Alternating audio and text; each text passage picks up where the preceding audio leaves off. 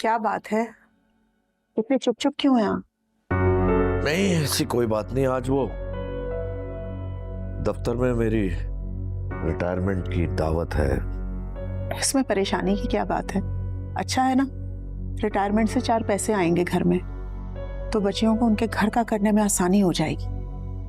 वो तो ठीक है, लेकिन घर के रोजमर्रा के खर्चे, बिजली का बिल, बहुत सी चीजें हैं, ये सब कैसे होगा? मुझे लगता है जाहिद पे जब जिम्मेदारी पड़ेगी ना, तो कुछ ना कुछ वो कर ही लेगा। और आपके परेशान होने से क्या सरकार रिटायरमेंट का फैसला वापस ले लेगी? जाहिद कुछ ना कुछ कर लेगा, तुम्हें अब भी उम्मीदें हैं उससे।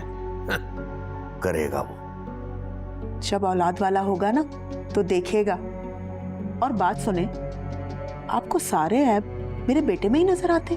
तुम्हारी यही बातें जो है ना, हम दोनों बाप बेटे में एक दीवार बन जाती हैं। माँ का फर्ज है कि वो बाप और बेटे के दरमियान पुल का किरदार अदा करे, ना कि दीवार का।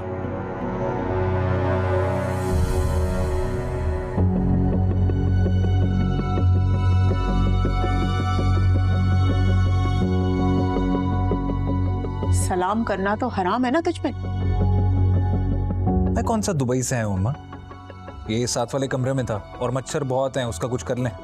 बेटा, सुबह सुबह ना अपने बाप को सलाम कर लिया कर, घर में रहमत होती है। हाँ, 5 लाख चाहिए मुझे। क्या 5 लाख? 5 लाख ही मांगे हैं, घर के कागजात ही मांग लिए। लेकिन 5 लाख आएंगे कहाँ से? अब्बा रिटायर हो रहे हैं, मसला क्या है? कुछ शर्म कर। आज उनके ऑफिस में ना रिटायरमेंट की अलविदाई पार्टी है, और ये महीना उनकी मुलाजमत का आखिरी महीना है। मुलाजमत का आखिरी महीना है ना, जिंदगी का तो नहीं।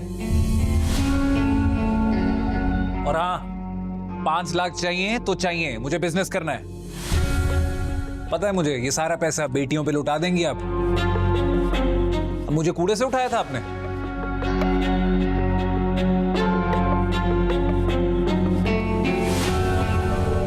या अल्लाह, क्या करूं मैं इस लड़के का?